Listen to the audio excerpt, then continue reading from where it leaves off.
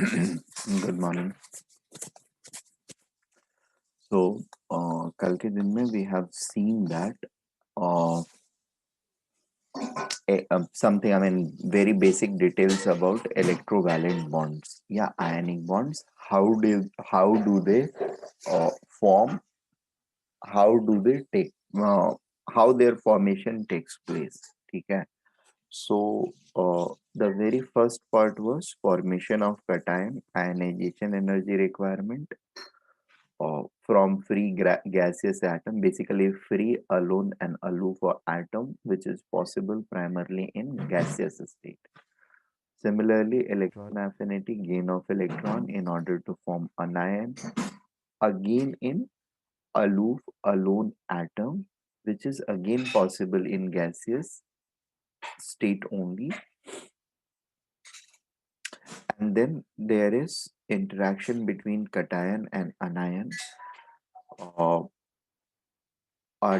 Yeah, obviously attractive interaction, electrostatic interaction between them, where both of them are placed close to each other, and a cation is surrounded by multiple anions from all the sides, and similarly a anion is surrounded by multiple cations from all the sides.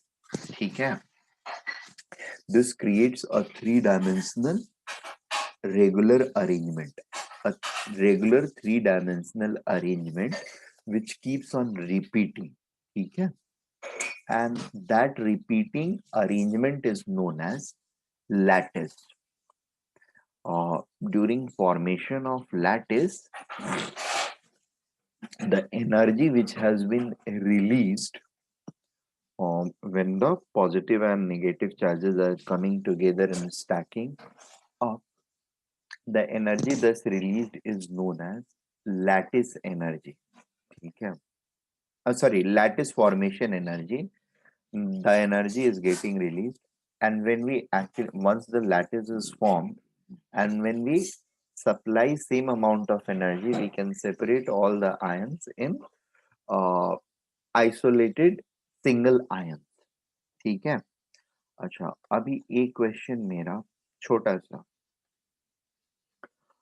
There is something called directionality of bond. ठीक है. There is a word which is going to be used in chemistry. Directionality of bond. Do you think ionic bonds are directional in nature?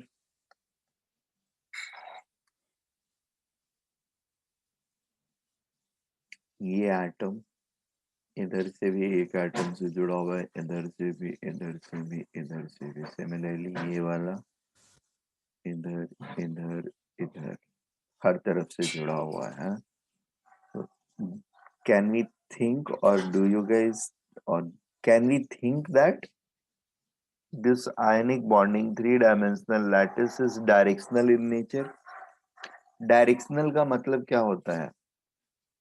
Vector direction, एक particular direction होना चाहिए, right? होगा या नहीं होगा?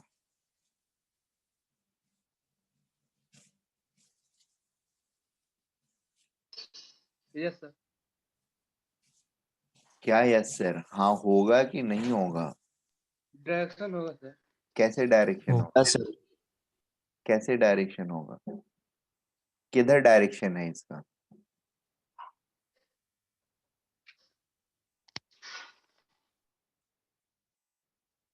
इसका डायरेक्शन किधर है? बॉन्डिंग का डायरेक्शन किधर है? किस डायरेक्शन में हो रहा है? इसके साथ एक इंटरेक्शन है इस डायरेक्शन, एक इधर है, एक इधर है, एक इधर है, एक चार से बॉन्डेड है. तो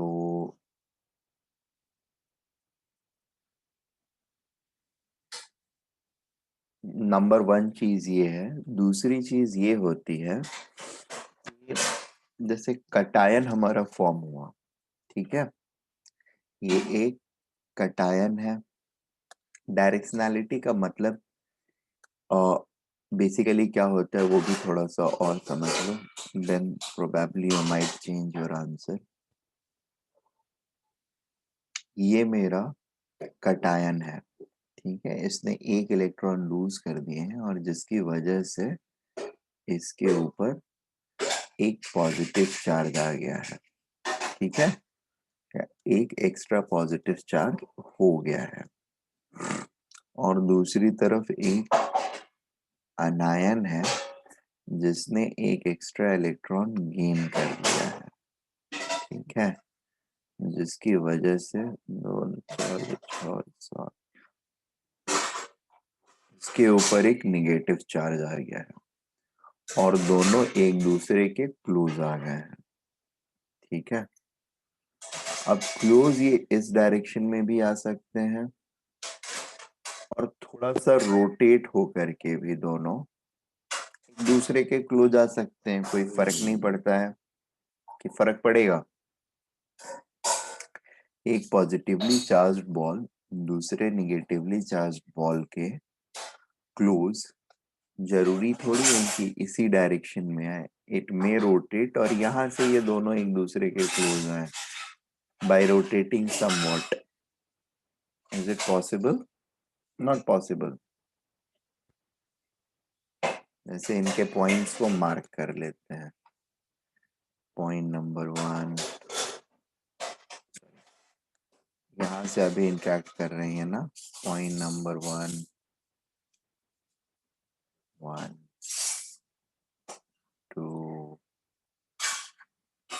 3 4। सिमिलरली इधर हम मार्क कर लेते हैं 5 may be 6 maybe 7 maybe 8 maybe 9, ठीक है। ये थोड़ा रोटेट हो गया, ये भी थोड़ा रोटेट हो गया, क्लॉकवाइज एंटी क्लॉकवाइज जैसे होने उनकी इच्छा, and they have rotated and now they have joined. Is there any difference? कोई डिफरेंस रहेगा क्या?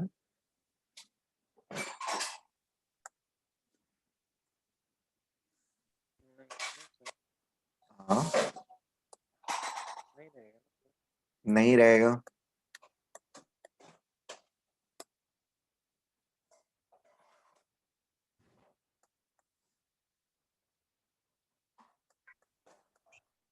चैट एनेबल कीजिए ना।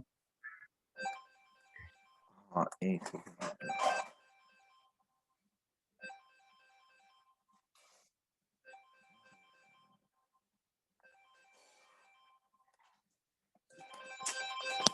एक सेकंड रुक जाओ।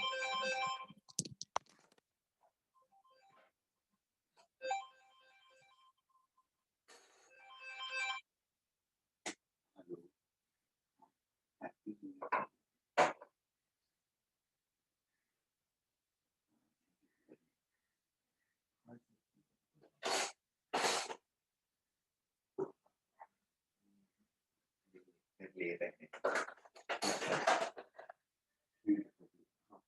हाँ 9:30 बजे।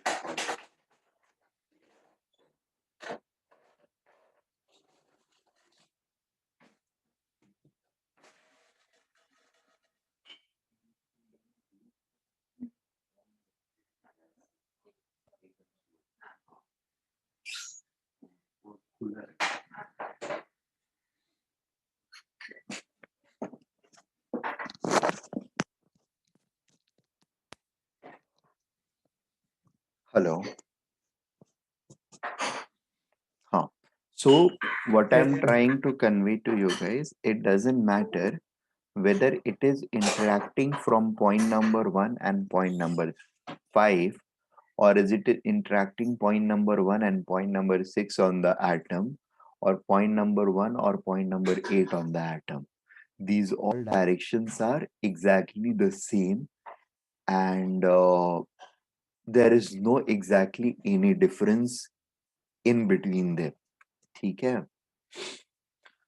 Therefore ionic bonds are non-directional, ठीक है, there is no fixed direction inside the atom, ठीक है, there is no fixed direction inside the or on the atom or of the atom in which it is going to interact. जैसे आगे covalent bonds हम देखेंगे और covalent bond का interaction जो होगा वो वैसे पॉइंट 1 2 3 4 किसी भी पॉइंट पे नहीं हो सकता है. देयर आर ओनली सब फ्यू फिक्स्ड पॉइंट्स. जैसे यहाँ पर ये मैंने 2 3 4 मार्क किया अपने मन से ना. This means that it does not mean that ये यहाँ से नहीं हो सकता है, यहाँ से नहीं हो सकता है, यहाँ से नहीं हो सकता है. I can mark n number of points or infinite number of points on it, and all the points are equivalent, right?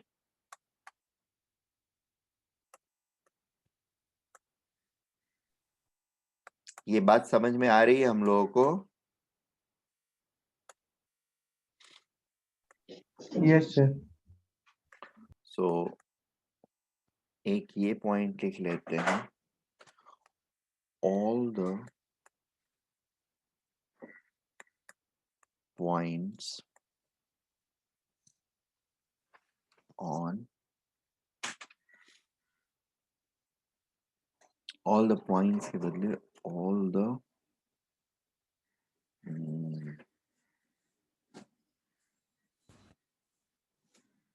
ठीक है, all the points on surface of cation and anion are similar and hence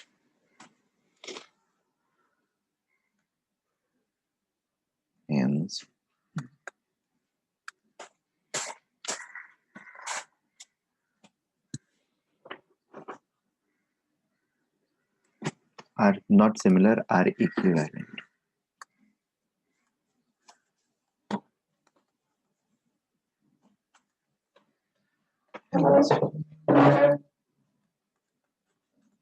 Cation and anion can interact in any orientation. ठीक है. Also आगे but ये note कर लो फिर also में इसी पॉइंट का, और ये दोनों रीजन की वजह से इनको नॉन डायरेक्शनल बोलते हैं.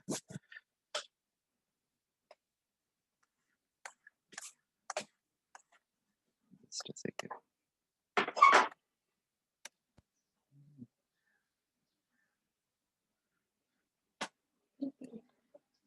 एक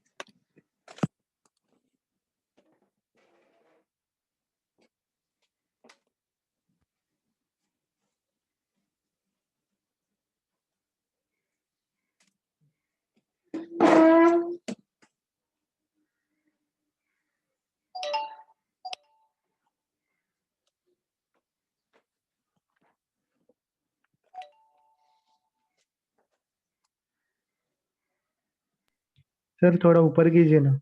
हाँ हाँ, एक सेकेंड, वो लास्ट वाले पेज पर मैं जा रहा हूँ इधर.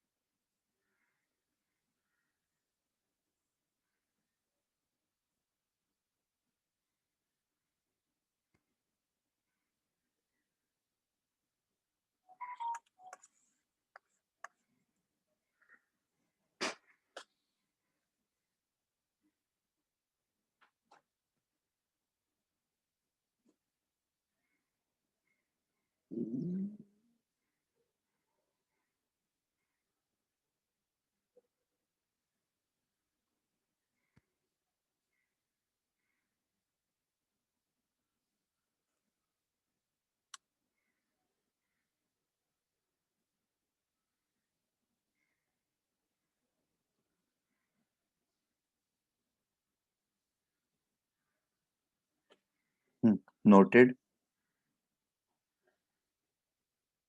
Yes, sir. Yes, sir.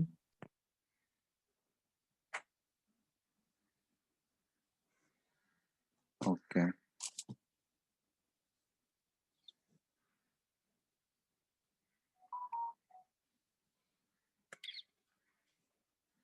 All the direction are can interact in any orientation. Also,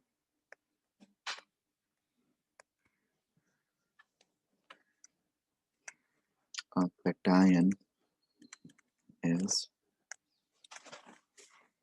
surrounded by multiple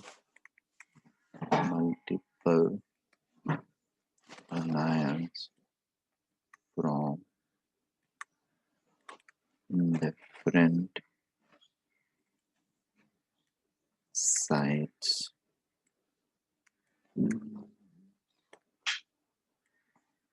making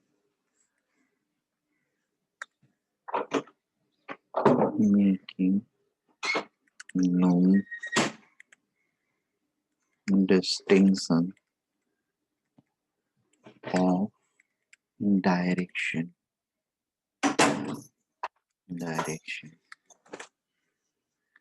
Hence,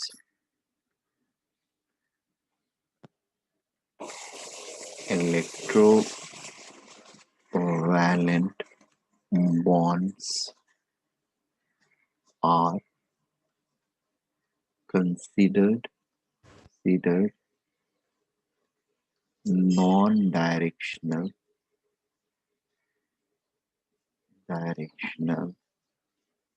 in nature, right?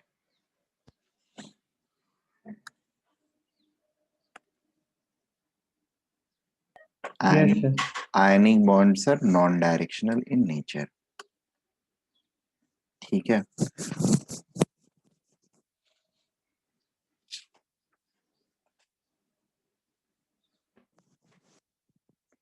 Ionic energy वगैरह के बारे में तो मैंने बता दिया था. अच्छा, this is related to lattice formation only. The next thing I wanted to let you guys know is lattice energy क्या होता है ये तो बता दिया था.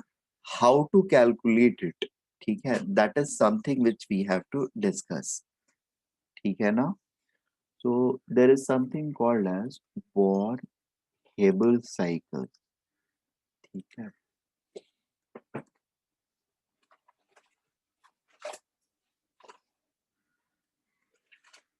एक्चुअली लैटिस एनर्जी को हम लोग डायरेक्टली नहीं कैलकुलेट कर सकते हैं. लैटिस एनर्जी को हमें अ सीरीज ऑफ रिएक्शंस को करके और फिर मतलब अ सीरीज ऑफ प्रोसेसेस को करके और फिर उसके बेसिस पर कैलकुलेट करना होता है. फॉर एग्जांपल, जैसे NaCl का लैटिस एनर्जी और lattice energy of NaCl, lattice energy of NaCl, what the value of it is going to be, we cannot directly calculate it. कैसे कैलकुलेट करना होगा हमको? तो हम लोग पहले सॉलिड सोडियम लेंगे. ठीक है. इस सॉलिड सोडियम को हीट करके and we do convert it into gaseous sodium atom. ठीक है. This is gaseous sodium atoms. ठीक है. This process is called atomization. ठीक है. और एटमाइजेशन के बाद फिर इस गैसियस एटम से मैं इलेक्ट्रॉन्स निकालूंगा and it will become sodium ion. ठीक है. आयन बन गया तो वो सिंगल ही रहेगा, गैसियस वो बाय डिफॉल्ट अज्यूम्ड होता है कि गैसियस रहेगा. Making sense. सिमिलरली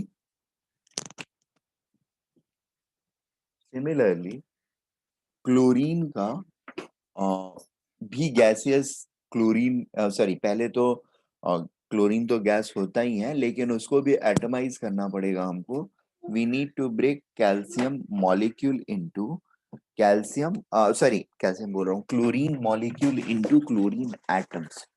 डायटोमिक होता है, so we need to break it into two distinctive atoms, and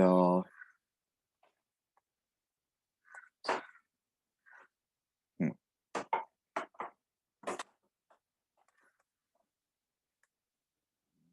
plus एक electron, and obviously there is going to be we need to provide a lot of energy, and उस lot of energy को हम लोग बोलते हैं delta H is equal to delta H ionization. ठीक है, या delta H IE.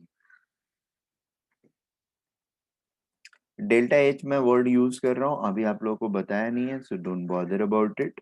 Just consider it as form of energy. This is going to be positive, and maybe some amount जो भी है, वी कैन से इसको हम लोग, इसका डेल्टा एच गैस बनाने का जो है ना, डेल्टा एच एटोमाइजेशन,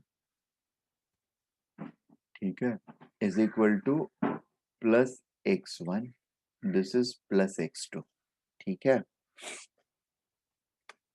तो ये हो गया हमारा कटायन. एंड हमने सॉलिड सोडियम सपोज 1 मोल लिया है, तो हमको ये भी 1 मोल मिलेगा, और इस 1 मोल से हमको ये 1 मोल मिलेगा, राइट. अब हम लोग क्लोरीन के ऊपर आते हैं. These are the two energies which we require to put when sodium is getting converted, sodium solid sodium is getting converted into sodium ion.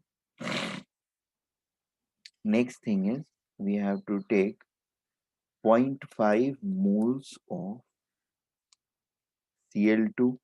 Now Cl2 is gas only, तो इसको gas बनाने के लिए हमको जरूरत नहीं है, ठीक है. We don't need to convert it into gases atom, but इसको एटमाइज करने की हमको जरूरत है. This will become 1 mole Cl atom, Cl atom. This will be gas again, no doubt. This is again atomization, ठीक है. और ये डेल्टा H एटमाइजेशन Cl जो है, that becomes equal to maybe plus x3. and अब चौथी energy जो है 1 mole Cl gaseous atom will acquire 1 mole electron, जो यहाँ पर रिलीज हुआ है, in order to form Cl minus 1 mole. This will also be gaseous only, ठीक है. तो delta H atomise, sorry, electron gain is equal to minus x4. Here the energy is going to be released. Released energy को minus energy हम बोलते हैं, ठीक है. हम बोलते हैं, ये स्टैंडर्ड नोटेशन है, मेरे बोलने से नहीं है, but it is standard notation. Basically इस सिस्टम का एनर्जी डिक्रीज हुआ, इसलिए माइनस एनर्जी, ठीक है. और सबसे लास्ट स्टेप जो होगा इसका, वो ये होता है कि ये Cl माइनस और Na plus 1 mole Cl minus gaseous plus 1 mole Na plus gaseous, they are coming together to form NaCl solid, ठीक है. And this delta H is nothing but delta H lattice energy. We may call it plus और minus, ये हमको अभी पता नहीं है क्योंकि हम जानते नहीं है. So we are going to call it just LE, lattice energy. ठीक है? And then we can add this process thoroughly, right? We can add it up. तो इस पूरे प्रोसेस के एडिशन को हम लोग कुछ इस तरह से रिप्रेजेंट कर सकते हैं. Na solid 1 mole plus 0.5 mole Cl2 giving us NaCl solid, and this is called delta H formation. ठीक है? Delta H formation, it is again a standard term जो कि यूज किया जाता है थर्मोडायनेमिक्स में. I explain this particular thing in greater detail. Formation तब हम बोलते हैं, फॉर्मेशन एनर्जी किसी भी चीज का तब हम बोलते हैं जब हम उनके स्टैंडर्ड स्टेट से, स्टैंडर्ड स्टेट मतलब नेचुरल, नेचर में जिस स्टेट में वो एग्जिस्ट कर रहे हैं वैसे स्टेट से किसी कंपाउंड में हम कन्वर्ट कर रहे हैं उनको किसी दूसरी चीज जो कि खुद भी नेचुरल स्टेट में अपने हो. उन दोनों के कॉम्बिनेशन से अगर कोई कंपाउंड बन रहा है, दो चीजें जो अपने नेचुरल स्टेट में है, they are combining, chemically combining together to form a compound. उनसे जो कंपाउंड बनता है उस प्रोसेस में जो एनर्जी पूरी रिलीज होती है, that is called formation energy. ठीक है, ठीक, थैंक यू. सो अभी अगर हम लोग नॉर्मल इक्वेशंस के फॉर्मेट में देखेंगे, this energy plus this energy, sorry, this energy plus this energy plus this energy plus this energy plus this energy, सारे इस एनर्जीज को जोड़ देते हैं हम, तो that should be equal to this energy, right ना? क्यों ऐसा बोल रहा हूं मैं? क्योंकि यहाँ से यहाँ हम आए हैं, यहाँ से यहाँ, फिर ये तो ये दोनों को अगर हम ऐड कर दिए x1 प्लस x2 एनर्जी, तो 1 मोल सॉलिड से हमको 1 मोल आयन मिल गया सोडियम का, right? Yes, sir. Upon expense of x1 plus x2 energy. Similarly, half mole Cl2 से Cl एटम मिला और एटम में एक एक इलेक्ट्रॉन ऐड किया तो ये बना. तो 1 मोल Cl आयन बनाने के लिए हमको टोटल एनर्जी का जो एक्सपेंडिचर करना पड़ा या जो हमको मिला, that will be given by x3 minus x4. ठीक है? और फिर Na plus and Cl minus जब साथ में आते हैं टू फॉर्म NaCl सॉलिड, उस समय कुछ एनर्जी रिलीज किया Le, तो नेट टोटल मेरा क्या हो जाएगा? Can I write something like this कि delta H F formation NaCl solid is going to be equal to आपका x1 plus x2 plus x3 minus x4 plus Le, right?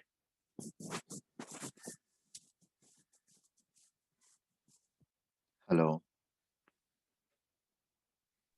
Yes, sir. ठीक है? अब Yes, sir. Yes, काफी sir. काफी time आप लोगों को ये जैसे x3 जो है ना, इसको देने का तरीका, इसकी वैल्यू जो होगी वो एक दूसरे तरीके से भी दी जा सकती है. जैसे मैंने इस प्रोसेस का डेल्टा एच यानी एनर्जी जो हमने एक्सपेंड किया वो x3 मैंने लिख दिया है. इस सेम इंफॉर्मेशन को एक दूसरे तरीके से लिखा जा सकता है. और there is another energy called bond energy. ठीक है? बॉन्ड एनर्जी हमेशा डिफाइन होता है इन दोनों के बीच में अगर बॉन्ड है ना, दो एटम्स के बीच में, तो ऐसे 1 मोल बॉन्ड को ब्रेक करने के लिए, 1 मोल बॉन्ड्स को ब्रेक करने के लिए, bonds break in energy, is bond energy, right? तो अभी Cl में क्या केस, Cl2 के साथ क्या केस है, इसका 1 मोल बॉन्ड तो हम ब्रेक नहीं कर रहे हैं, कितना मोल्स बॉन्ड ब्रेक कर रहे हैं, हाफ मोल बॉन्ड ब्रेक कर रहे हैं, right? In order to get 1 mole of Cl atom, how many bonds do we or are we breaking? We are breaking half moles. तो अगर बॉन्ड एनर्जी दिया रहेगा, ठीक है, बी ऑफ Cl2 दिया रहेगा, तो हमको जो एनर्जी चाहिए होगा, यानी x3 की वैल्यू क्या हो जाएगी हमारी, this will be equal to bond energy Cl2 by 2. Is it okay?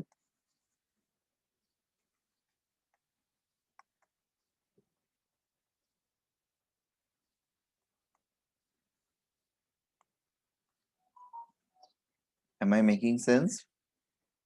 एक मोल बॉन्ड को ब्रेक करने के लिए अगर bond energy amount of energy चाहिए, बॉन्ड एनर्जी ऑफ Cl2 जितना है उतना एनर्जी चाहिए। बॉन्ड एनर्जी ऑफ Cl2 में भी 500 किलो जूल्स मान लेते हैं हम लोग, तो एक मोल बॉन्ड को ब्रेक करने के लिए 500 किलो जूल चाहिए, राइट? तो हाफ मोल को ब्रेक करने के लिए 250 चाहिए होगा। यहां पर मैंने पहले जो लिखा था डेल्टा एच एटमाइजेशन के लिए, उसमें मैंने x3 जो अमाउंट था, जो एक्चुअली हम हाफ मोल पर एक्सपेंड कर रहे हैं, वो लिखा था। बट इंफॉर्मेशन हमेशा इसी फॉर्म में नहीं दिया गया हो सकता है वो बॉन्ड एनर्जी के फॉर्म्स में दिया गया हो, ठीक है? अगर बॉन्ड एनर्जी के फॉर्म में दिया गया है तो हमारी x3 की वैल्यू क्या हो जाएगी, bond energy of Cl2/2, right? Yes, sir. हो जाएगा ना? बाकी सारे लोग समझ में आ रही है बात? Yes, sir. ठीक है। Yes, sir. So delta H formation is going to be given by x1 plus x2 plus x3 minus x4 plus lattice energy, और इससे हमारा लैटिस एनर्जी कैलकुलेट होकर क्या आता है, थर्ड एनर्जी जो है, this might be given as bond energy of Cl2/2, ठीक है? अब आपके दिमाग में यहाँ पर एक मोल ही एटम कन्वर्ट हो रहा है, एक मोल सॉलिड Na एटम्स के अंदर में कन्वर्ट हो रहा है, तो यहाँ पर बेसिकली एटमाइजेशन एनर्जी जो आएगा that is going to be equal to x1। यहाँ पर जैसे Na2 वगैरह रहता तो यहाँ पर भी हाफ करने की जरूरत आती, बट अभी क्या है, एक मोल सॉलिड ले रहे हैं तो हमको प्रॉपर एक मोल एटम्स मिल जा रहे हैं, इसलिए ये x1 ही जो है वो मोलर इंथैल्पी, एक मोल के कन्वर्सन के लिए रिक्वायर्ड एनर्जी है। तो यहाँ पर कोई प्रॉब्लम नहीं आएगा। दिस कैन बी लाइक, इस x1 को ही हम एटमाइजेशन एनर्जी बोलते हैं, ठीक है? लेकिन यहाँ पर एटमाइजेशन एनर्जी, चलिए एटमाइजेशन एनर्जी तो यहाँ पर भी x3 ही होता है, तो प्रॉब्लम ये होती है कि बॉन्ड एनर्जी जो होती है ना वो थोड़ी सी अलग होती है। Bond energy is double of atomization energy, जहां पर डाई एटॉमिक है। अगर ट्राई एटॉमिक रहता तो ट्रिपल ऑफ एटमाइजेशन एनर्जी हो जाता बॉन्ड एनर्जी। बात समझ में आ रही है? Yes, sir. ठीक है। सो इस प्रोसेस के थ्रू हम लोग लैटिस एनर्जी को कैलकुलेट करते हैं, ठीक है? और लाइक इसको हम लोग लाइक, ये तो एक कंपाउंड हो गया, एक और कंपाउंड के लिए, जैसे मैग्नीशियम और ऑक्सीजन का रिएक्शन करते हैं हम लोग, and we are forming MgO solid, ठीक है?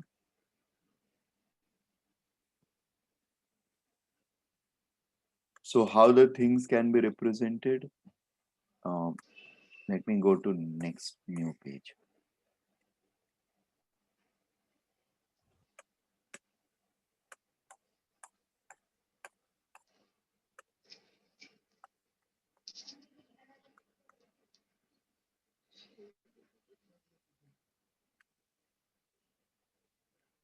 Mg solid plus half O2 gas reacting together to form.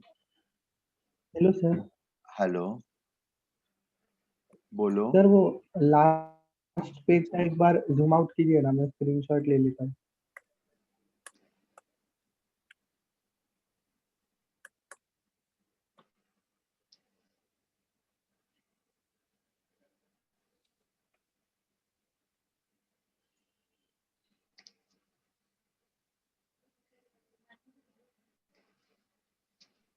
हाँ सर, नीचे थोड़ा। हम्म।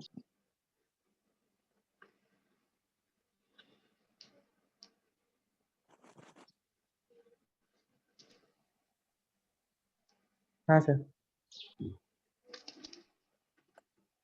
ठीक है, तो अब इसमें अगेन क्या होगा, देखो एक तो ऐसे इक्वेशन फॉर्म में हम इसको रिप्रेजेंट कर सकते हैं, और थोड़ा सा एक डायग्रामेटिक फॉर्म भी होता है जिसमें हम कर सकते हैं, वो भी मैं बता देता हूँ। See, the reaction, how is it taking place? This solid is first getting converted into gaseous atom. ठीक है, Mg gas, right? And then Mg gas is getting ionized too. So this is atomization, right? And then there is ionization, and it is getting converted into Mg2 plus, right? Similarly, oxygen is also getting atomized,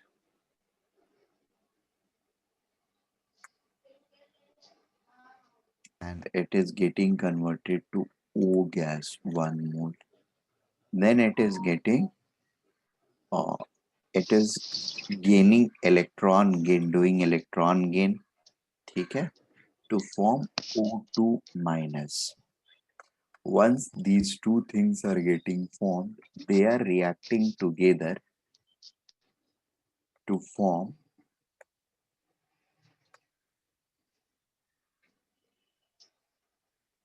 this by lattice energy, release of lattice energy. ठीक है, so यहाँ पर atomisation में energy जो लगा हमको, I can again represent it as, see solids वाले जितने भी होते हैं ना, उनका एटमाइजेशन एनर्जी जो होता है दैट इज कॉल्ड एटमाइड, मतलब यहाँ पर जो इन्वॉल्व होता है, क्योंकि ये 1 मोल ही जनरली लेते हैं हम लोग, तो 1 मोल अगर ले रहे हैं atomize, there is something called molar atomization energy, ठीक है, वो स्टैंडर्ड रेफरेंस बुक्स में हमको मिला रहता है, या प्रैक्टिकल बुक्स में वो कैलकुलेटेड है, एंड वो कैलकुलेट करके रखा हुआ है, ठीक है। किसी भी एलिमेंट का अगर लेते हैं, जैसे सोडियम का लिया, मैग्नीशियम लिया, कैल्शियम लिया, स्ट्रॉन्शियम लिया, या सीजियम लिया, किसी को भी लिया, तो उनके एटम्स को एटमाइज करने के लिए सॉलिड फॉर्म से अंडर स्टैंडर्ड कंडीशन कितनी एनर्जी चाहिए, ये हमने टैबुलेट करके रखा हुआ है। वो वैल्यू डायरेक्टली ले लेनी होती है, या वो वैल्यू अगर दी हुई है तो उसको डायरेक्टली यूज कर लेना होता है, ठीक है। अभी मैं सिर्फ ये बता रहा हूँ, एक क्वेश्चन भी दूंगा मैं इसके ऊपर, ठीक है, अभी ये दूंगा। और तो यहाँ पर हमको जनरली एटमाइजेशन एनर्जी दिया होता है, यहाँ पर इंस्टेड ऑफ एटमाइजेशन एनर्जी अगर एटमाइजेशन दिया हुआ है तब तो यू आर डन, क्योंकि एटमाइजेशन हमेशा 1 मोल ऑफ गैसेस एटम के लिए डिफाइंड होता है। जितनी energy 1 mole of gases atom के लिए बनाने के लिए चाहिए, वो एनर्जी को एनर्जी ऑफ एटमाइजेशन बोलते हैं। तो अगर एटमाइजेशन एनर्जी ऑक्सीजन का भी दिया हुआ है तो फिर कोई इशू ही नहीं है आपके लिए, you just have to add up that energy, ठीक है। लेकिन अगर मान लो बॉन्ड एनर्जी ऑफ ऑक्सीजन दिया हुआ है, तो एटमाइजेशन के लिए यहां पर भी बॉन्ड एनर्जी बाई 2 चाहिए होगा हमको। बात समझ में आ रही है? हाँ सर। ठीक है, यस सर। फिर इलेक्ट्रॉन गेन इंथैल्पी अप्लाई करना है, ये निगेटिव वैल्यू रहेगा, नेगेटिव वैल्यू रहेगा, ये पॉजिटिव ही रहेगा. So this could be x1, this could be maybe x2, this could be maybe x3, this could be maybe minus x4, ये सारे प्लस रहेंगे. And then you have lattice energy which is again going to be evolved, and therefore it will bear a final sign of negative, but we don't know, so we are not trying to comment on it. ये यहाँ से यहाँ form, ये जो reaction होकर के finally ये solid form कर रहा है, and that is the natural state of MgO. तो यहाँ पर फिर से जो एनर्जी इन्वॉल्व होगा that is going to be called as molar energy of formation. Molar energy of formation, और स्टैंडर्ड कंडीशंस में अगर फॉर्म हो रहा है तो उसको standard molar energy of formation बोलते हैं. सी, दो वर्ड्स डिफाइन कर देता हूँ, जरूरी है ये, एक्चुअली 2 चैप्टर बाद पढ़ना है. डेल्टा HF का मतलब क्या हुआ? मोलर एनर्जी, एनर्जी नहीं एंथैल्पी वर्ड होता है, एंथैल्पी ऑफ फॉर्मेशन. अभी के लिए आप लोग इसको एनर्जी भी सोच सकते हैं, कोई प्रॉब्लम नहीं है. थर्मोडायनेमिक्स में बाकी के डिटेल्स बताऊंगा मैं इसके regarding, what is difference between enthalpy and energy. ठीक है. और अगर इस पर इस तरीके से लगा हुआ है तो it is called molar standard enthalpy of formation. ठीक है. दोनों में डिफरेंस क्या है? वर्ड स्टैंडर्ड का डिफरेंस है. स्टैंडर्ड का मतलब होता है 25 डिग्री सेल्सियस एंड 1 atm. ठीक है. ये रिएक्शन अगर 25 डिग्री सेल्सियस और 1 atm पर कराते हैं तो हमको इतना एनर्जी मिलेगा. और 1 मोल का रिएक्शन अगर किसी भी टेम्परेचर और किसी भी प्रेशर पर हम कराएं अपने हिसाब से, ठीक है, तो जिस पर करा रहे हैं उस पर हमको वैल्यू मिलेगी, और ये वैल्यू ऑब्वियसली इससे डिफरेंट होगी.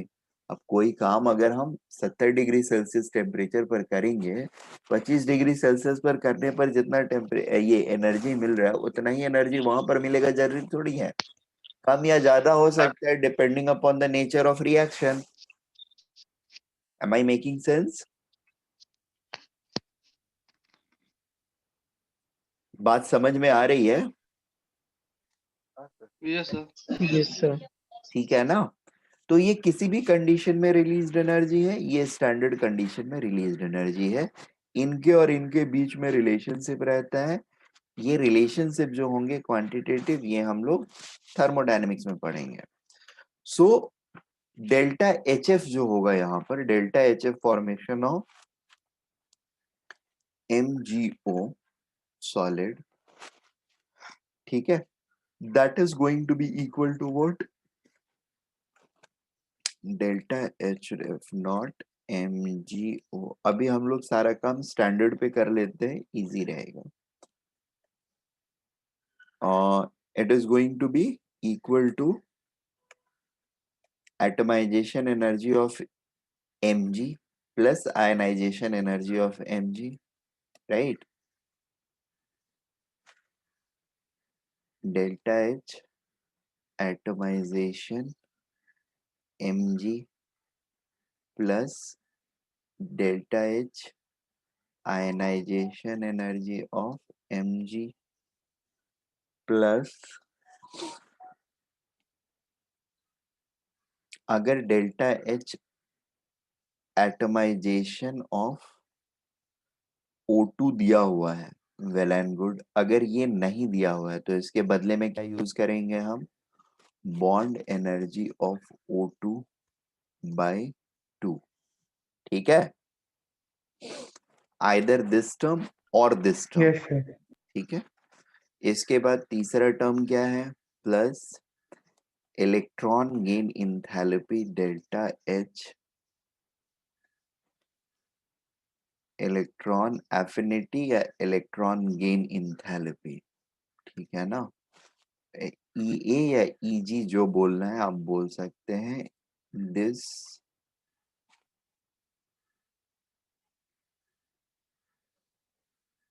or maybe delta H easy. ये और इजी दोनों ही वर्ड इसके लिए यूज करते हैं हम लोग. सो एंड दिस इज, ऐसे हमने लिख दिया है प्लस में, बट इसकी वैल्यू क्या होती है? निगेटिव. तो निगेटिव डालेंगे हम लोग प्लस लैटिस एनर्जी.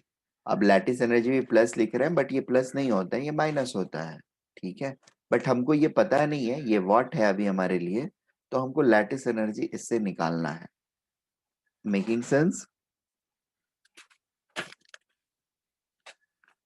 हाँ sir. Is it okay? Yes sir.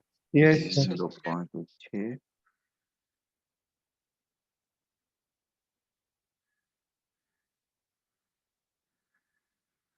अच्छा, यहाँ पर एक चीज और छोटी सी ध्यान रखें. और ये पूरी इलेक्ट्रॉन एफिनिटी, जैसे ऑक्सीजन वाले केस में इट मे हैपन कि इलेक्ट्रॉन गेन जो है, यहाँ पर 2 इलेक्ट्रॉन का गेन हो रहा है. तो दोनों साथ साथ में दिया भी जा सकता है, आपको नहीं भी दिया जा सकता है. इट मे बी लाइक कि इलेक्ट्रॉन गेन जो है इसको 2 स्टेप में बना के दिया जाए, EZ1 प्लस EZ2. यानी इन दोनों की वैल्यूज दी जाए आपको, और ये आपको इन दोनों को ऐड करके निकालना होगा. EG1 का मतलब क्या होता है? एक इलेक्ट्रॉन गेन का एनर्जी. ठीक है, और EZ2 का मतलब पहला वाला अनायन जो बना उसमें फिर से इलेक्ट्रॉन जोड़ने, ऐड किया हमने, तो कितनी एनर्जी जाएगी? That is EG2. राइट ना? या EA2? बात समझ में आ रही है?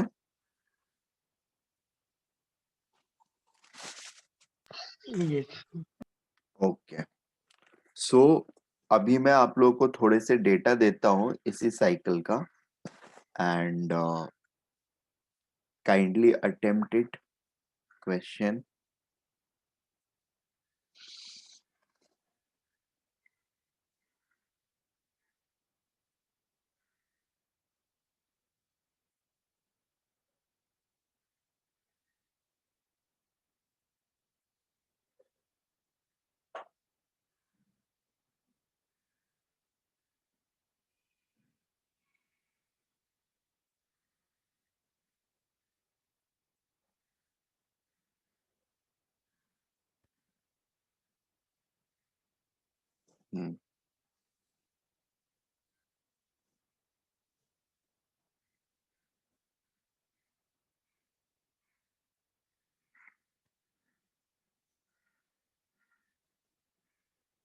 Set up Born Haber cycle to determine lattice energy of MgO solid. ठीक है, what we know is, actually मैं ये वर्ड इस तरीके से नहीं, डेल्टा एच का मतलब इंथैल्पी होता है. ठीक है, atomisation Mg, this is equal to 167.2 kilojoule per mole. Then we have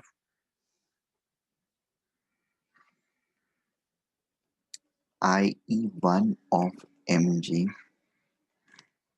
is equal to 7.64 EV. IE2 of Mg is equal to 15.04 EV. Similarly, EA of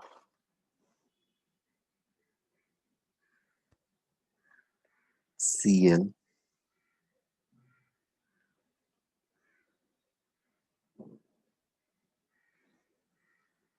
obviously atom रहता है ये, so that is equal to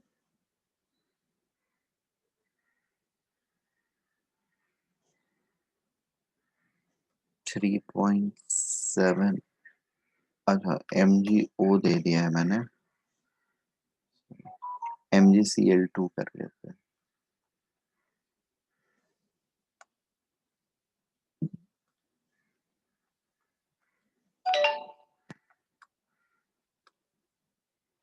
Three 3.78 electron volts,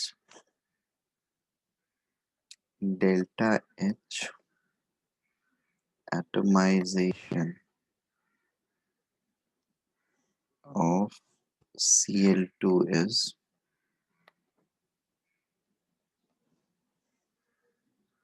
241.6 kilojoule per mole। ठीक है, and delta HF naught of MgCl2 solid is equal to minus 639.5 kilojoule पर मोल। Electron volt को kilo joules में कैसे convert करते हैं, डू वी नो? ये आप बताना पड़ेगा मुझे। नहीं सर। ठीक है, so please do this so that we can proceed further। आप सारे लोग करके रखें।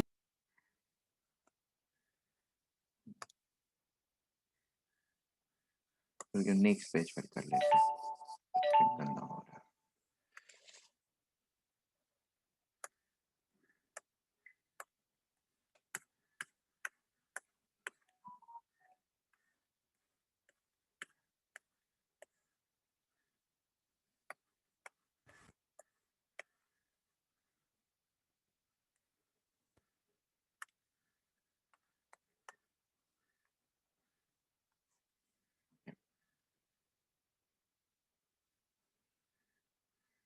सो Mg सॉलिड से पहले बना हमारा Mg गैस, ठीक है, फिर Mg प्लस आयन और फिर Mg2 प्लस आयन।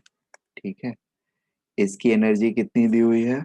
7.64 एंड 15.04। ठीक है, सो 7.64 एंड 15.04 EV। ठीक है, इसकी एनर्जी दी हुई है 167.2 किलो जूल। इन दोनों को ऐड किया तो हमारा मिल जाएगा 22.68 किलो EV। ठीक है, और इसको किलो जूल्स में कन्वर्ट किया अगर हमने, तो this will become how much? 22.68 into 1.6 into 10 to the power minus 19 into 6.023 into 10 to the power 23, right? तो यस सर। 16×96 अराउंड 10 हो जाता है, और 10 to the power 4, तो 10 to the power 5 रफली हमारा नंबर हो जाता है ये।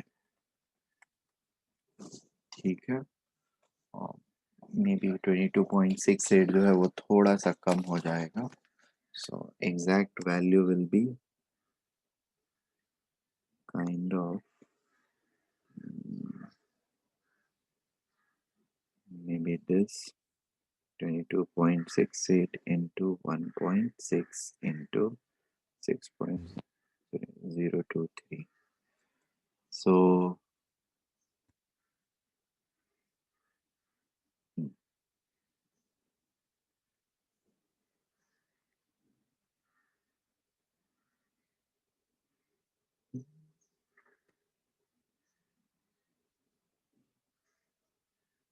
uh,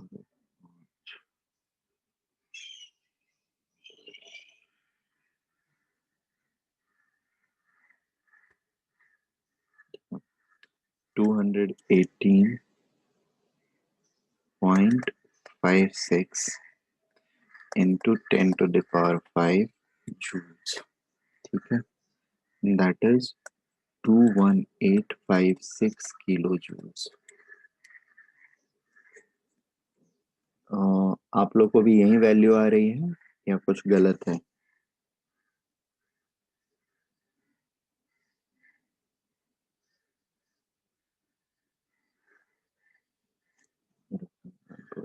इलेक्ट्रॉन वोल्ट, हाँ sir. Atom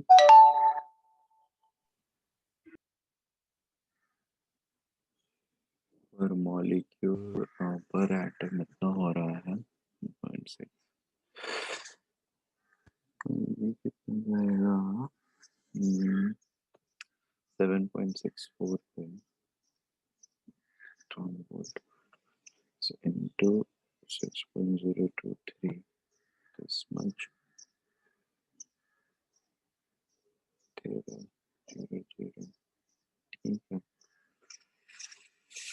hmm,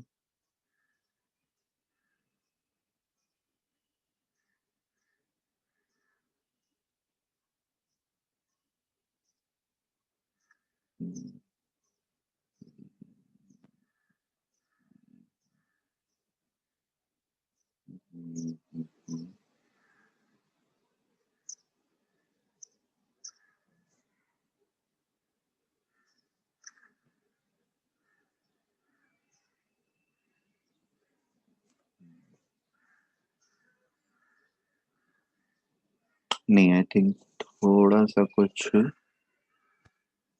4 5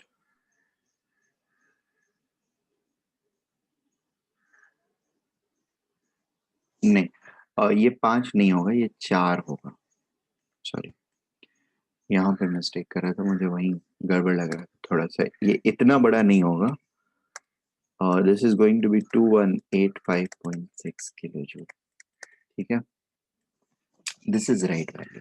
So this is going to get converted into 2185.6 kilo joule, ये इंटायर प्रोसेस के लिए, यहाँ से यहाँ फॉर्म करने के लिए। अब इसके पैरेलल में हमारे पास है Cl2, this is getting atomised, and यहाँ पर Cl2 का हमको एटमाइजेशन एनर्जी दिया हुआ है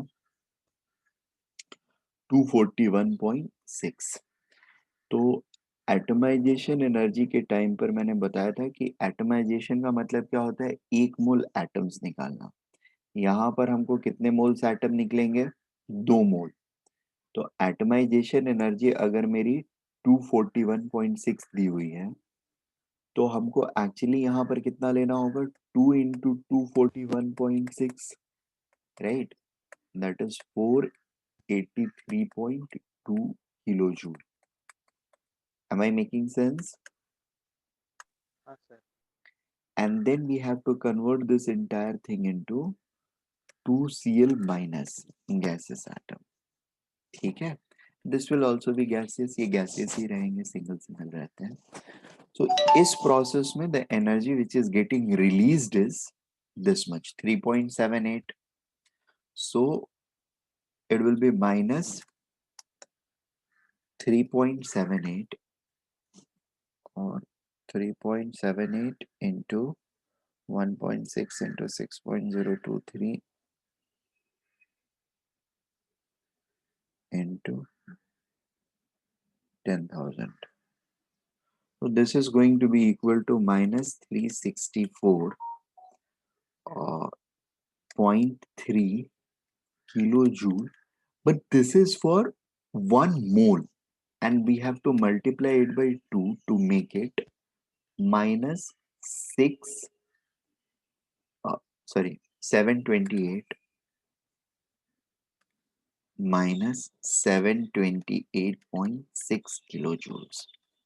ये डबल क्यों किया हमने? ये जो कैलकुलेट कर रहे हैं 3.78 electron volt is for 1 atom को 1 आयन में कन्वर्ट करने के लिए। There are 2 moles of ions, right.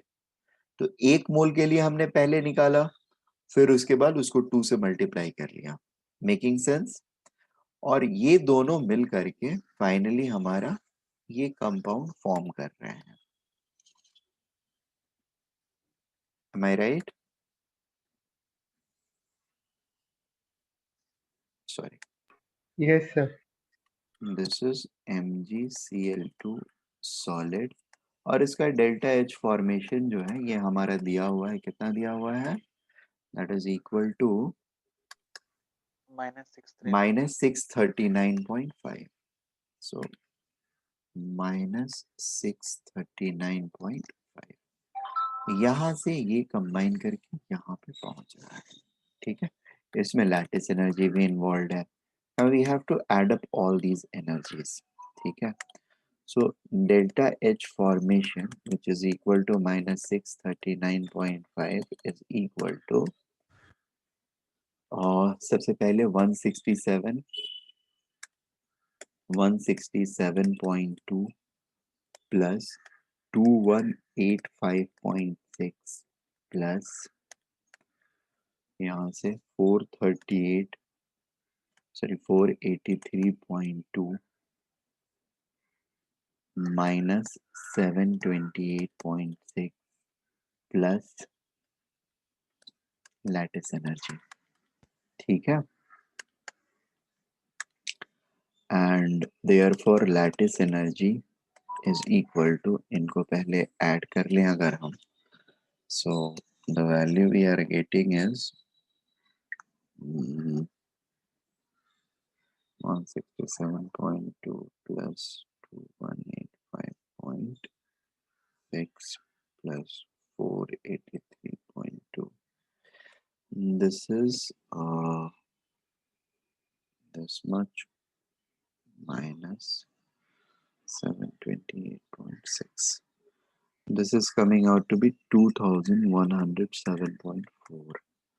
So LE is equal to -639.5 minus 2107.4 kilojoules. That is equal to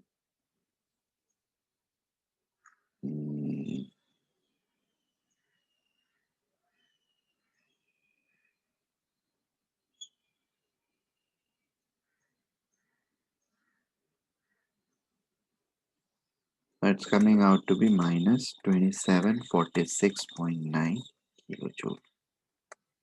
ठीक है, इज इट ओके? आप लोग को क्या वैल्यू आई थी?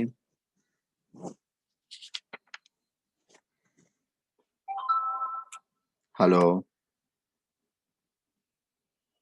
हेलो, सर मुझे 2700 तक आया था ना, ठीक है। हाँ, बट सर मैंने वो 20 मतलब मोल के लिए ट्वाइस नहीं किया था, बट नहीं तो वो ट्वाइस नहीं करोगे तो 2700 थोड़ी आएगा, थोड़ा और बड़ा आएगा। वही सर।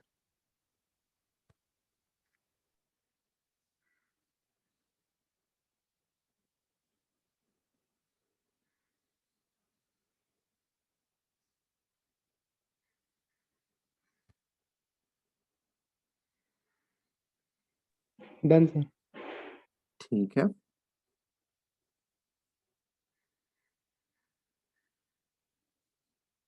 एक सेकंड।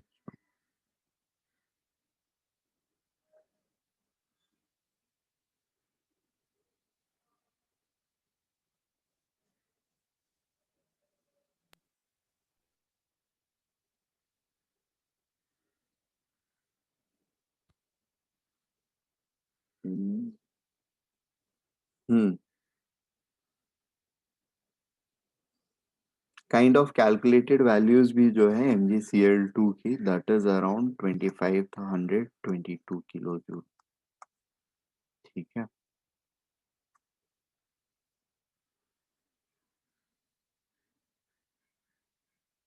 हाँ, कन्वर्सन में मिस्टेक नहीं हुआ होगा, बेसिकली वहां पर इलेक्ट्रॉन वोल्ट से जो कन्वर्ट करना था ना, इसमें आपने 1.6 इंटू 6 किया होगा, ये डेसिमल फ्रैक्शंस नंबर्स जो हैं वो हटा दिए होंगे, ठीक है। तो वो वहां पर रिफ्लेक्ट कर रहा होगा। जैसे अगर मैं इसको इंस्टेड ऑफ ये लेने के प्रॉपर नंबर सिर्फ लेता हूँ, 6 इंटू 1.6 इंटू 6, और if इसको 10,000 से करता हूँ तो this becomes 2177.3. So there is a difference of 8 और आपका वैल्यू क्या आ रहा है?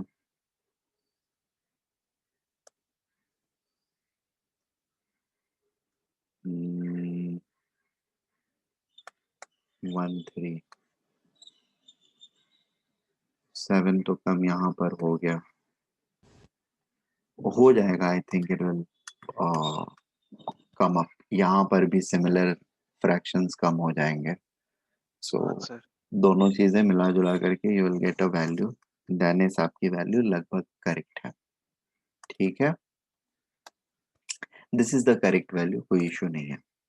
मैंने वैसे ही बोला NaCl का एक्चुअली यहाँ पर दिया हुआ है, तो NaCl का लैटिस एनर्जी जो है that is 788 kilo joule.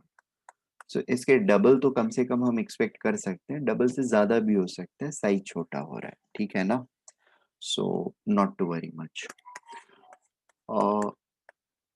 Next thing is the factors affecting lattice energy is the next thing which we need to understand.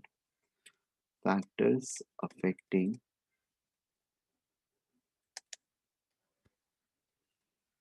lattice energy.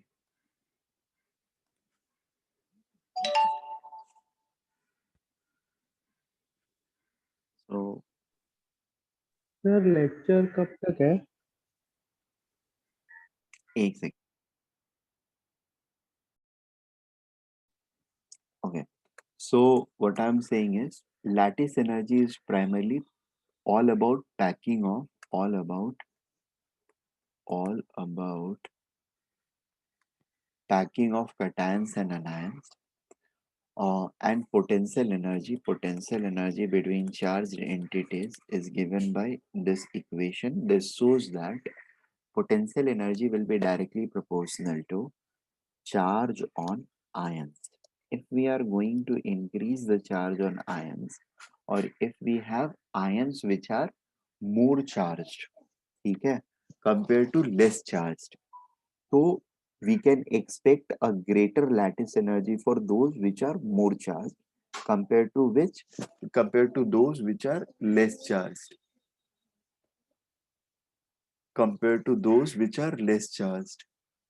right? So we can say that greater the charge on ions, greater the charge on ions, more will be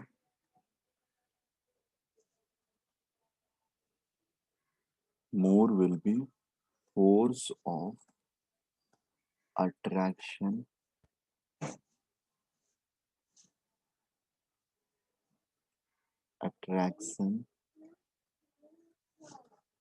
between ions, leading to greater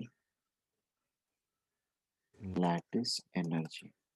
ठीक है, so in short we can say that Le is going to be directly proportional to charge on ions, right? या फिर ionic charge,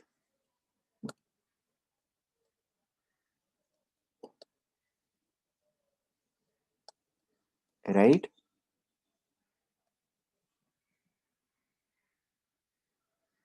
अभी का lecture 15 minute और रहेगा, खत्म कर रहा हूँ। So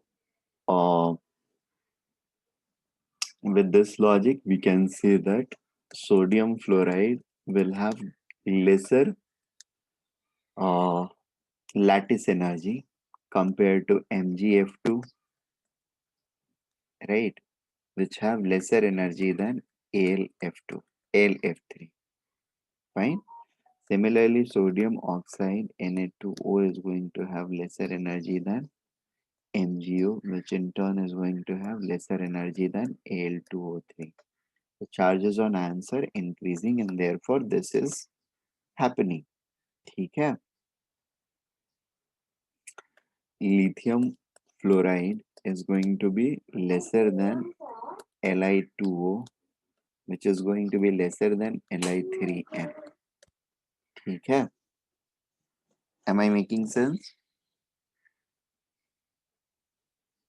हाँ sir. Very good. The next point or next factor of dependency is size of ions.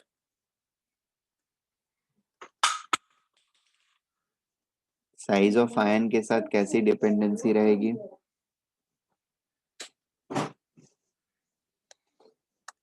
Potential energy is inversely proportional to distance, right?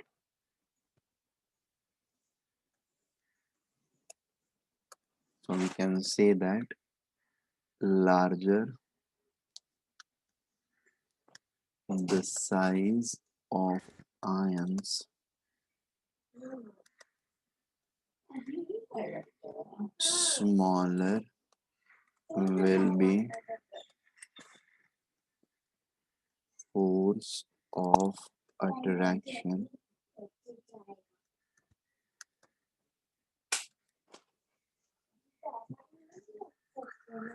and hence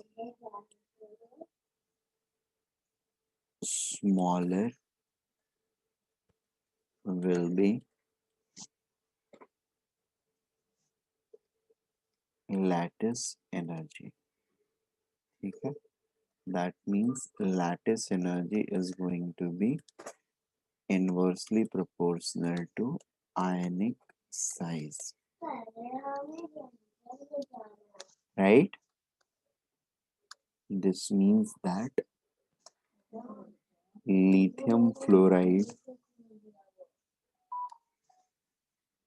will have greater potential energy than sodium fluoride, which in turn has greater lattice energy than potassium fluoride, which will have greater potential energy than rubidium fluoride, right? Potential energy या फिर lattice energy. Similarly, BeCl2 is going to have greater lattice energy than NaCl2, which will have greater lattice energy than CaCl2, which will have greater lattice energy than strontium Cl2. ठीक है. ऐसे भी सोच सकते हैं हम लोग, इन अ पीरियड अगर हमको कंपेयर करना है तो it is going to be directly proportional to charge on ions, क्योंकि साइज में बहुत ज्यादा डिफरेंस नहीं होता है और in a group charge same रहता है, तो size is the one which is going to be the pronouncing factor.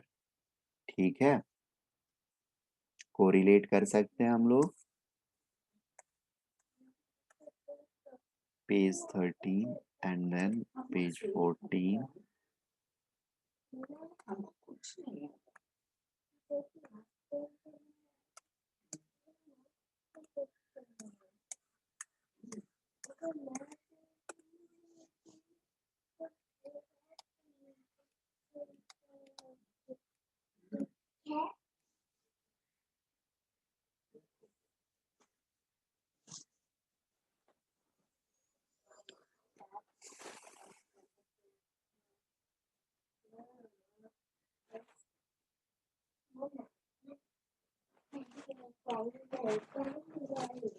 ठीक है.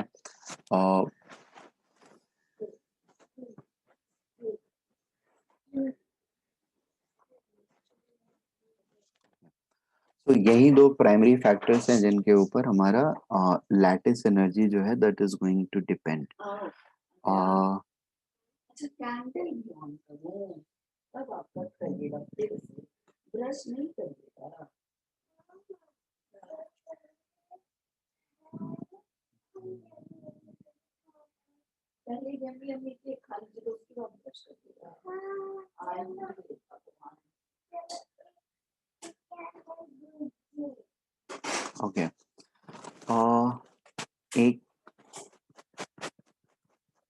छोटा सा क्वेश्चन है, and there are not 1 2 3 which has highest, which is having higher lattice energy.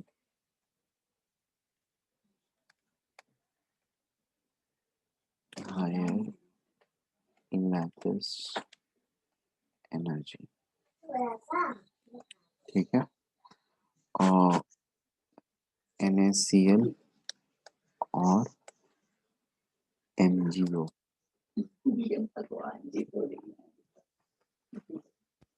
What would be your answer? And second is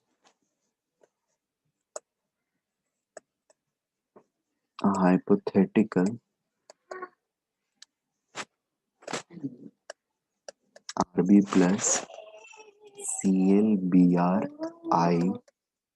minus compound is heated.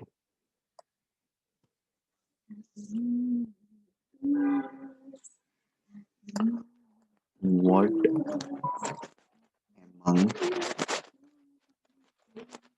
following could be possible product? ठीक है, there are 4 options. Option 1 is RBI plus BRCl. Second option is RBBR plus ICL. Third option is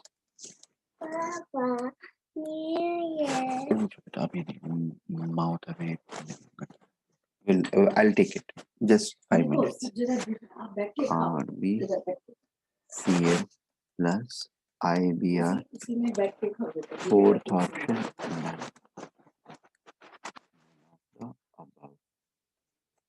ठीक है. Now, first वाले case में we can be very much sure that our answer is this one,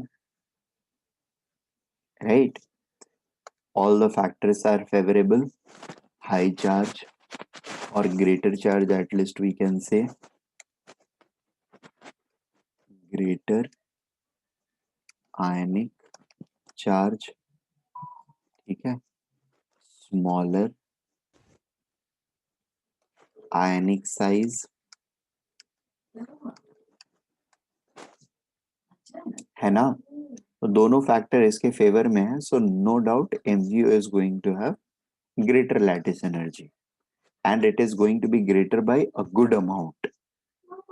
तो ये 700-800 है तो ये 2500 के आसपास रहेगा, 3000 के आसपास रहेगा. Am I making sense? 2000 तो कम से कम रहेगा, उसके ऊपर जितना रहना है उसकी मर्जी रह सकता है. ठीक है. Yes, sir. So this one is clear to all of us. Now इस वाले केस में एक्चुअली अगर हम देखते हैं, so how to think in it, ये एक्चुअली एप्लीकेटिव प्रॉब्लम है, based on obviously lattice energy. Lattice energy is one of the component in it, no doubt about it.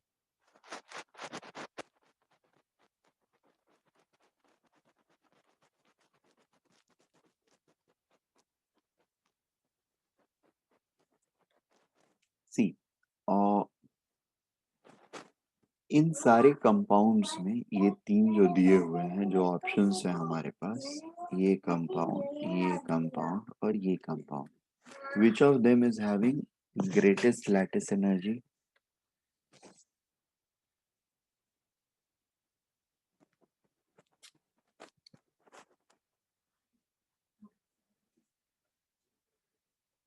Sir, chlorine.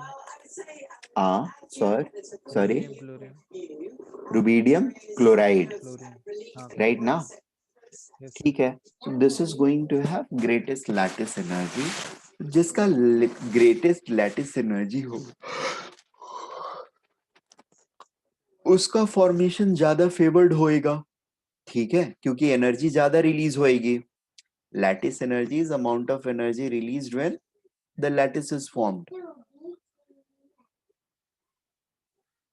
or the amount of energy which is required to be provided. Actually उसको lattice formation बोलते हैं, lattice breaking होती है lattice energy. Amount of energy required to separate each atom. ठीक है ना? हाँ sir. So RBCl के लिए lattice energy is going to be highest, इसलिए RBCl का formation is going to be favored. Making sense to all of us? Yes sir. Yes, sir. Okay. Yes, sir. So ठीक है. अभी हम लोग यहीं पे रुक जाते हैं. नेक्स्ट लेक्चर में we will be looking at properties of ionic compounds or electrovalent compounds. थोड़ी सी regarding their solubility, hydration and hydration energy का variation, ये सारी चीजें, and बाकी basic properties जो हैं, and आखिरी में like we will end this all the properties with there is something called Poisson's rule which states that like no bond is perfectly ionic or perfectly covalent. ठीक है, covalent के अंदर ionic है, ionic के अंदर covalent भी है. So that will be the pretext where we will end our ionic bonds and then we will move towards covalent bonds. ठीक है, तो कल के लेक्चर में we will be doing the properties of ionic bonds and Poisson's rule. Okay Right? sir. Okay.